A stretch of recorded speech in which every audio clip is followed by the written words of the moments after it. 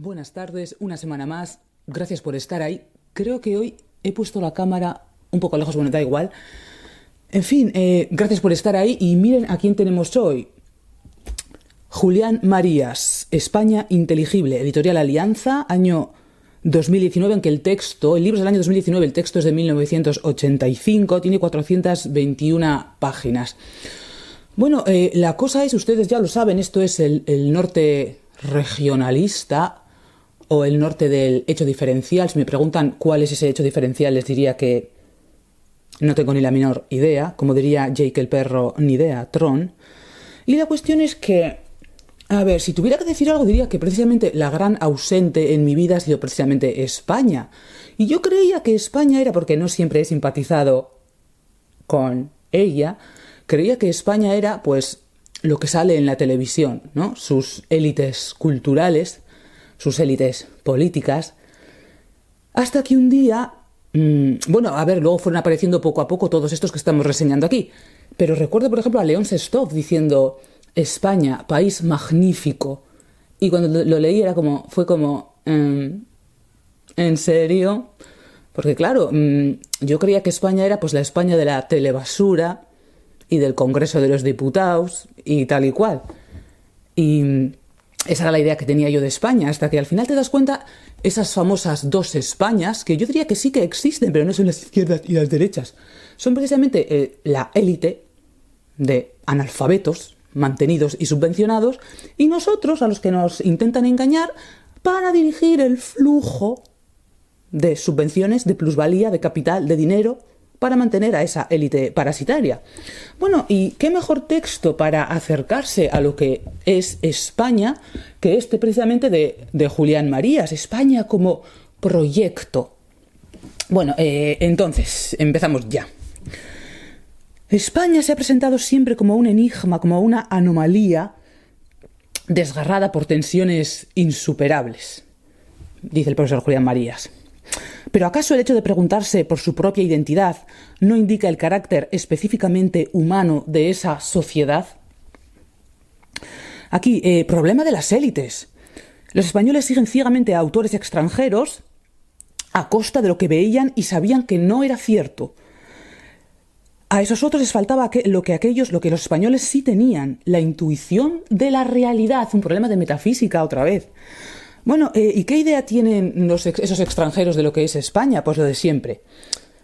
La Inquisición, la destrucción de las Indias, la decadencia, un mosaico de pequeñas naciones que no forman nunca, que no cuajan y no forman una nación, los musulmanes, los moriscos, no sé qué y tal y cual. El progresismo ha privado de sustancia, de sustantividad a cada época, la cual, a sus ojos, estaba destinada simplemente a preparar la siguiente, y así hasta el infinito.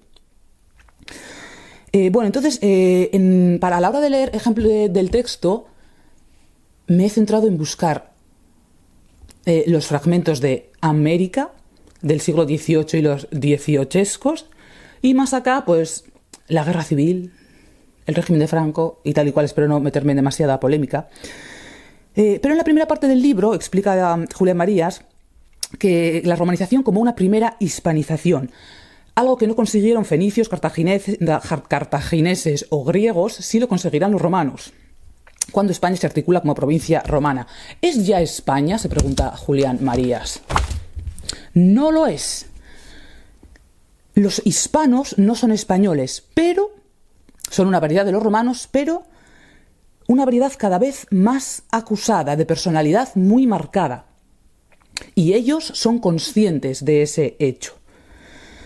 El latín significó la posibilidad de que los hispanos pudieran hablar no con los romanos, sino entre ellos, por primera vez. Habla de la importancia que tiene la Hispania latinizada como contrapunto al mundo griego, al mundo helenístico. Y todos esos grandes autores que salen de esa Hispania romana, Marcial, Juvenal, Séneca, Lucano, Quintiliano, Trajano, Adriano, autores, escritores, también emperadores. A partir de Diocleciano, España pierde su antigua importancia política y queda relegada al final del orbe. En la Hispania visigoda se articula ya, es una España como proyecto, ella misma, separada de todo, sin pertenecer a una entidad política mayor que ella. Nace un proyecto colectivo que atrae a dos grupos desiguales que culmina en la unión de esos grupos cuando Recaredo, durante el Tercer Concilio de Toledo en el año 589, se convierte al catolicismo y une a los hispanorromanos con los visigodos. La pérdida de España es sentida como algo traumático y Julián Marías insiste mucho, vincula ese proyecto de España al cristianismo y a la Reconquista. Surge España como empresa. España se ha de recuperar. España precisamente brilla por su ausencia. Dice el profesor Julián Marías lo importante que es la buena literatura para entender cada época histórica. Me permito añadir que la novela histórica de hoy en día es verdadera basura. No refleja la realidad de las épocas que novela. Lo único que refleja es la estupidez de la época actual. La incomprensión que Europa ha mostrado siempre hacia la originalidad española, la irresponsabilidad y la ignorancia de todos esos ilustrados, que les va a poner a caldo. Bueno, vamos a empezar ya con este texto. A ver, en la página 117 habla de que España parecía destinada a bascular hacia el mundo oriental a partir de principios del siglo VIII y que, sin embargo, España decidió no ser oriental y ser europea. Lo decidió y fue el único país que ha sido europeo porque luchó por serlo. Respecto a América, aparece en escena un mundo nuevo, poblado de hombres que pertenecen a una tradición enteramente distinta, para los cuales cabe preguntarse si ha sido válida la redención, si su condición es estrictamente humana. ¿Los habitantes del Nuevo Mundo son hombres como los demás? La respuesta española es afirmativa, de manera ejemplar y particularmente enérgica. España, país magnífico. Hay que advertir que el descubrimiento y la conquista de América no fue un buen negocio para los que lo realizaron. Los esfuerzos, las fatigas, los padecimientos fueron increíbles. La distancia, las dificultades del terreno, selvas, desiertos, cordilleras, ríos, animales feroces, sin contar con los combates con los indios y de los españoles entre sí, las probabilidades de sobrevivir eran mínimas. La codicia no es explicación suficiente. Fue decisivo el espíritu de aventura, el deseo de realizar hazañas extraordinarias y dignas de ser recordadas, el orgullo de pertenecer a una minoría capaz de grandes cosas. Me ahorraré de decir, igual que ahora, los descubridores y conquistadores hicieron pésimo negocio. Los más consiguieron muerte desastrada y los supervivientes, después de infinitos padecimientos y calamidades, algo muy parecido a la pobreza. A mediados del siglo XVI, los españoles dominan la mayor parte de América del Sur, salvo Brasil, toda la América Central, la Nueva España y buena parte de lo que hoy son los Estados Unidos. Hay una ciudad americana que tiene tiempo de que a ella llegue el gótico, Santo Domingo. La imprenta publica numerosos libros en México. En 1551, después del Estudio General de Santo Domingo, se fundan las universidades de México y San Marcos de Lima. En 1551, cuando dice aquí Julián Marías, Harvard se fundará en 1636, Yale en 1701. Se descubre el Pacífico por Núñez de Balboa en 1513. 6 años después lo navega Magallanes desde el sur, que muere en las Filipinas. Prosiguen los descubrimientos, el Cano continúa hasta dar la vuelta al mundo. La segunda circunnavegación, la de Francis Drake, se hará esperar 58 años. A ver, se estudian las lenguas indígenas, se componen vocabularios de ellas, se estudia minuciosamente la geografía, la fauna, la flora, la minería, prosigue la exploración del Pacífico, las Islas Marquesas, las Islas Salomón, las Nuevas Hébridas, Nueva Guinea, Australia, las Filipinas, las Marianas, las Carolinas, Palaos, quedarán unidas a la corona hasta fines del siglo XIX. Si se pudiera medir en alguna unidad de energía humana lo que España hace en menos de un siglo con las técnicas elementales de la época, sin los recursos que dan alguna seguridad a las acciones humanas, se provocaría un asombro que tal vez sería el principio de la comprensión. ¿Qué ha ocurrido para que se dispare en breve tiempo tal suma de eficacia? La dilatación transoceánica de España presenta una estructura social y política de extrema originalidad. Se trata casi siempre de iniciativas privadas, de individuos o pequeños grupos, con recursos inverosímilmente limitados. No se trata de grandes expediciones oficiales de escuadras y ejércitos mandados por el Estado. Los nuevos territorios nunca se interpretaron como colonias, palabra que no se usaba, que fue adoptada paradójicamente por los independentistas hispanoamericanos, tomando el modelo de las colonias inglesas y francesas en Asia y África. Eran provincias o reinos pertenecientes a la misma corona, es decir, países con el mismo rey. Castilla y las Indias componen una monarquía hispánica o católica en ambos hemisferios, es decir, la unión de pueblos heterogéneos, distintos por tantas cosas, unidos en una empresa común y bajo la misma corona. A ver. Los virreinatos y capitanías generales, de modo eminente Nueva España y el Perú, se convierten en auténticos países que prefiguran los estados que se organizan después de la independencia, con la diferencia esencial de que estos últimos carecerán de la conexión mutua y la unidad de mando y de proyecto histórico que poseían los miembros de la monarquía española. Bueno, todo ese mundo hispano es un proyecto a la vez coherente y múltiple que llevamos casi 2 siglos intentando oscurecer. Y en eso insiste mucho Julián Marías, en que ese algo que está, pero que no está, que nunca se le ha dado la importancia que realmente tiene, fue precisamente América. A ver, el siglo XVIII. El siglo XVIII es, como hoy parece evidente, el gran siglo creador en el pensamiento europeo. No, el siglo XVII es el gran creador en el pensamiento europeo. El XVIII, salvo la tardía aparición de Kant, es muy inferior. Y George Sabine, que ya apareció aquí no me acuerdo cuándo, el de Historia de la Teoría Política, lo dice claramente. O sea, el siglo XVIII es intelectualmente inane. Solo que, claro, eso hoy en día no se puede decir. La causa de ello, y volvemos aquí con un problema de metafísica que volverá a salir cuando toque reseñar a Eric Voegelin.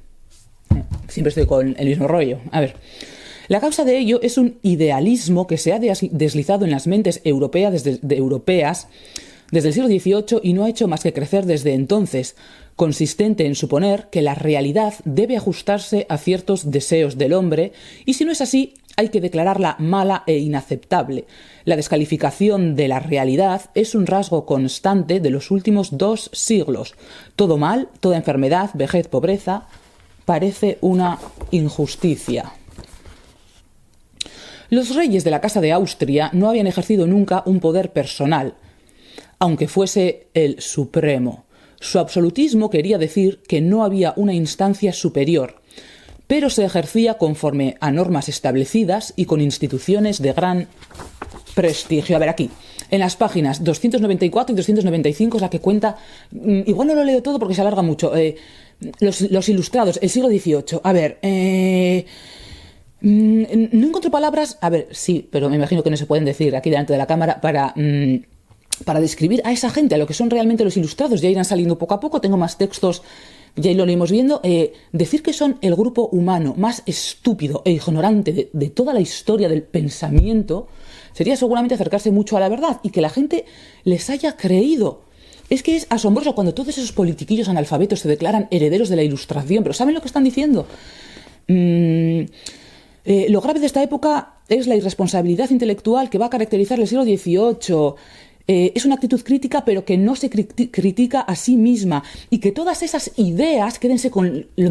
Julián Marías lo dice de una forma preciosa. Todas esas ideas ilustradas de modernitos no se articulan como ideas. Están articuladas como sistemas credenciales, como creencias.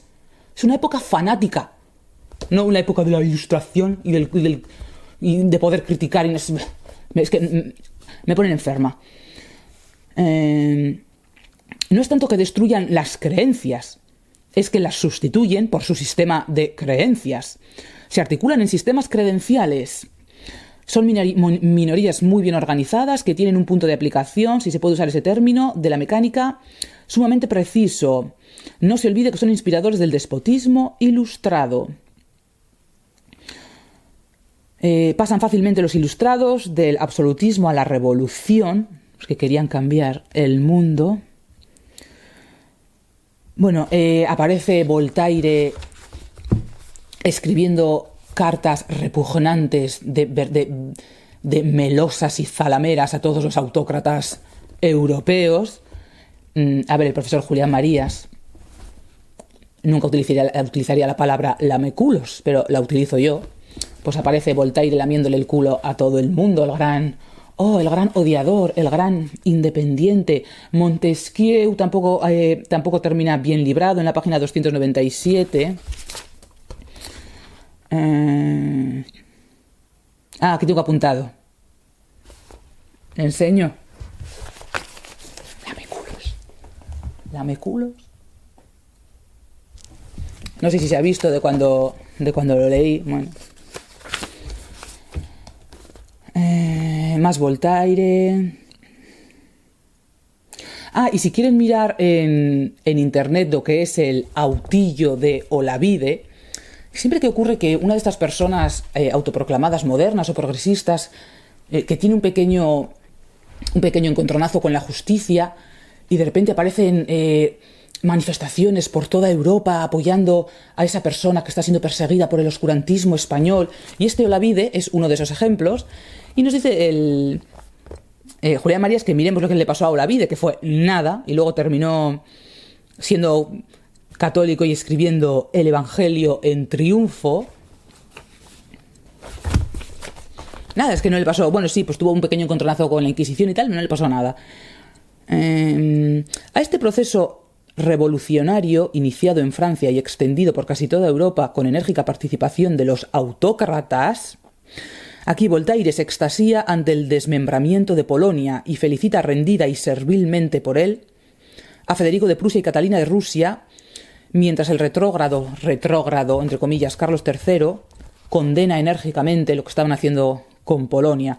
D'Alembert, que parece siempre tan simpático, increíble la fría cólera de D'Alembert cuando deja el campo de la matemática y la mecánica para hablar de cosas humanas. No digamos Rousseau, Diderot, Dolbach, Helvetius, etcétera, etcétera. Todos, que no se salva ni uno. La vieja España, pacífica y abierta a novedades, está ahí como una mole que asegura la continuidad de Europa, como un árbol con fuertes raíces. No hace nada sino estar. Y eso es lo que esa gentecilla no puede soportar. Que España era un vínculo con el pasado, con la tradición. A ver qué más. Bueno, explica cómo fue el siglo XVIII español, el siglo bueno, amable, tranquilo. Aquí, página 319, por culpa de esos estúpidos ilustrados, se puede empezar a hablar ya de las dos Españas. Pues miren quiénes nos separaron.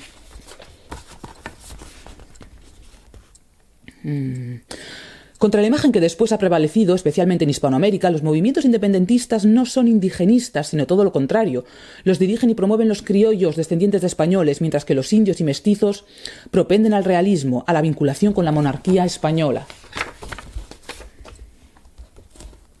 Aquí, como la palabra política y los políticos saltan a escena en 1812 con la Constitución Liberal de Cádiz. Bueno, esto no lo voy a leer porque lo estoy guardando para citarlo con otro libro. A ver. ¡Ay! Esto quería enseñarles. A ver, lo de la ceda. Primero les voy a enseñar. Vuelve a aparecer por aquí mi texto del instituto a cuenta de la ceda. A ver, les voy a leer. Tenía más, pero es que se hace muy largo, entonces les voy a leer lo mínimo. A ver, voy a acercarlo a la cámara. Es de la primera palabra que está subrayada con amarillo hasta la última, por si hay algún vasco parlante, euskaldun por ahí. A ver.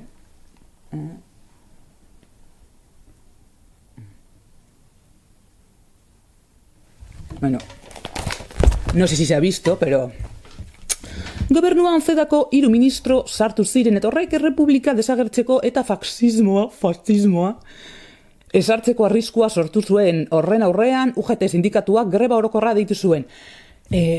La ceda por meter 3 ministros, dice este texto, a ver, dice, en el gobierno entraron 3 ministros de la ceda y eso hacía que la república estuviera en riesgo de desaparecer y que se introdujera el fascismo. A ver, ¿en serio no saben diferenciar a uno de la CEDA de un fascista o un falangista? Pero esta gente educa a las generaciones. Y veamos lo que dice el profesor Julián Marías a cuenta de la CEDA y no sé qué, solamente para compararlo con ese libro que ustedes ya saben. Ustedes saben que no simpatizo precisamente con él. El 10 de agosto de 1932 se intentó un movimiento militar contra la República. En el 33 hubo levantamientos anarcosindicalistas muy graves y su represión aumentó las tensiones. En las elecciones del 33, después de la disolución de las Cortes Constituyentes, desplazaron del poder a socialistas y republicanos de izquierda para darle la mayoría a los de centro y derecha, principalmente al Partido Radical y a la CEDA. Este resultado electoral no fue aceptado por los socialistas, que se opusieron a que la CEDA ejerciera el poder que democráticamente había ganado. Y en octubre del 34 desencadenaron... Lo de siempre. O sea, está quedando un vídeo un poco largo. Y no sé si este era el fragmento que quería citarles. La cosa es que aquí el profesor Julián Marías no dice nada de que porque entraran los ministros de la CEDA al gobierno hubiera peligro de fascismo. Y la cuestión es, ¿a quién van a creer ustedes? ¿Van a creer a Julián Marías o van a creer al texto del instituto? Pues bueno. A ver, por aquí... a ver, aquí empezamos a entrar ya en polémica. Los que la promovieron más directamente, la guerra, creían que se iba a reducir a un golpe de Estado, a una operación militar sencillísima, estimulada y apoyada por un núcleo político que serviría de puente entre el ejército victorioso y el país. Los que llevaban muchos meses de provocación y hostigamiento, los que habían incitado a los militares y a los partidos de derecha a sublevarse, tenían la esperanza de que ello fuese la gran ocasión esperada para acabar con la democracia formal, los escrúpulos jurídicos, la república burguesa y lanzarse a la deseada revolución social. Los vencidos se sabían vencidos y lo aceptaban en su mayoría con entereza y dignidad. Muchos pensaban o sentían confusamente que habían merecido la derrota, aunque esto no significara que los otros hubiesen merecido la victoria. Los vencidos fueron justamente vencidos. Los vencedores no se sabe si injustamente vencedores.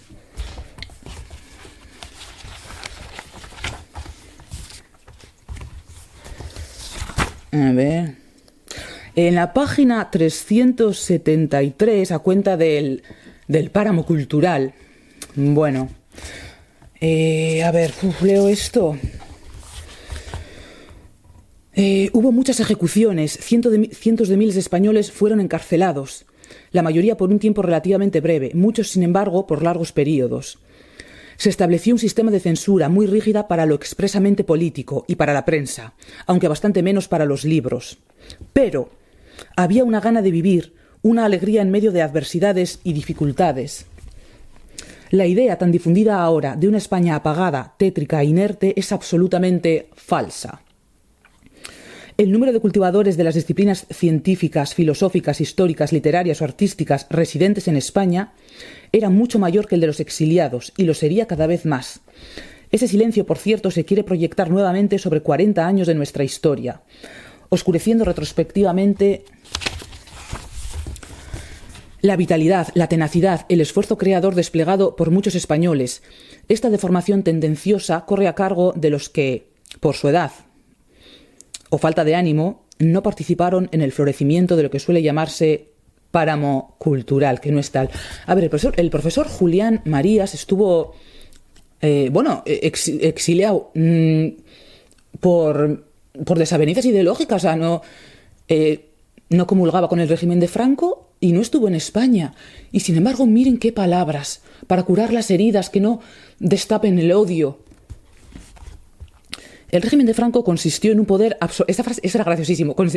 En un poder absolutamente personal, que no tenía límites y que en principio se extendía a todo. Pero al mismo tiempo carecía de un proyecto o programa. Yo decía en broma que era el único gobernante bergsoniano, cuyo único propósito era la durée. Y esto produjo una extrañísima combinación de carencia y existencia de libertad.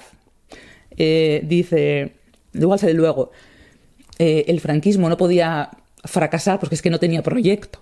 Simplemente, pues bueno, gestionar. Es graciosísimo en la página 375. Lo que me pude reír, en plan, o sea, tenemos que temblar de terror ante un régimen cuya bestia negra es Ortega y Gasset. Aquí Ortega y Gasset pintado por el régimen de Franco como una especie de bestia, pone aquí, demoliberal.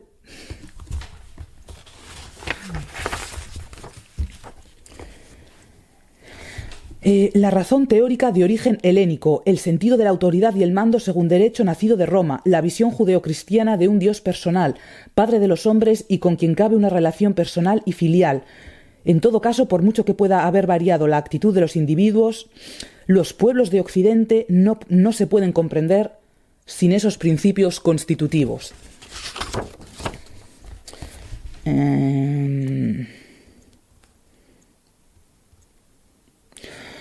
Llega un momento en el que se inicia en Europa un movimiento de regresión, de simplificación y de primitivismo. Esto se hace en nombre de la ciencia, aunque no por los grandes creadores de la ciencia, sino por los que la reciben, pero no pueden poseerla bien. Se vuelve a la prehistoria, se interpreta al hombre como algo y no como alguien, como cosa y no como persona, como un organismo formado por azar y necesidad, sin libertad ni sentido, una cosa, por supuesto, destinada a perecer, sin esperanza ni horizonte de perduración. Esta manera de ver las cosas, que anula la inmensa creación del pensamiento occidental, se ha deslizado insidiosamente en la mente europea desde el siglo XVIII y cada vez con mayores recursos y deliberación en los siguientes. Esta ha sido la gran desviación de Europa, admitida parcialmente, solo parcialmente, por los europeos. ¿No sería legítimo considerar que una porción de Europa ha caído en una tentación de inautenticidad y empobrecimiento, de primitivismo y retroceso, de recaída en formas incomparablemente más toscas e injustificadas que las que había alcanzado hacía mucho tiempo? ¿No estaría justificada una actitud de repulsa de España que, por haberse identificado con el cristianismo, se negaba a renunciar a la interpretación personal de la realidad que la fe religiosa llevaba dentro? Y ese era el motivo por el que España nunca terminaba de encajar en esa especie de Europa modernita. Porque no es una Europa modernita, es una Europa inhumana.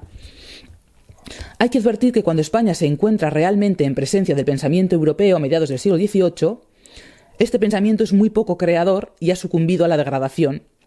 Lo grave es que más tarde España acaba por incorporarse a esa nueva visión regresiva de la realidad, nunca del todo, siempre con fuerte resistencia y sin la suficiente claridad. De ahí la desorientación, el desorden mental que caracteriza a España en el siglo XIX y que desembocará en el desorden práctico, en el de la convivencia. La tendencia a la imitación, cuando pierde confianza en sí misma, cuando acepta la descalificación exterior, cuando la hace suya, la lleva a tomar lo inferior como superior, lo regresivo como progreso. Quédense con estas preciosas palabras finales. Para España, el hombre ha sido siempre persona. Su relación con el otro ha sido personal. Ha entendido que la vida es misión y por eso la ha puesto al servicio de una empresa transpersonal. Ha evitado el utilitarismo, que suele llevar a una visión del hombre como cosa. Ha tenido un sentido de la convivencia interpersonal y no gregaria. Se ha resistido a subordinar el hombre a la maquinaria del Estado. Ha sentido la vida como inseguridad. No ha creído que su justificación sea el éxito. Por eso la ha vivido como aventura y ha sentido simpatía por los vencidos. Bueno, hayan visto, yo me quedo con la parte de esos ridículos dieciochescos separando a los españoles, porque si estuviéramos unidos no podrían con nosotros todos esos petimetres, todos esos pisaverdes empelucados, como les llama Rino Camilleri cuando toque reseñarle. Y eso, bueno, pues eso, las dos Españas que siguen existiendo, esa élite paleta mantenida con el dinero de los trabajadores y nosotros, y es esa élite que con nuestro propio dinero subvenciona y obliga a trasegar este tipo de bazofia para que terminemos odiándonos unos a otros, odiando nuestro propio pasado, odiando nuestra tradición. ¿Para qué? Pues me imagino que para separarnos y seguir chupándonos la sangre. ¿Para qué va a ser? Bueno, como esto se alarga, voy a acercar el texto el libro. Pero bueno, en fin, pues sin más, hasta la semana que viene.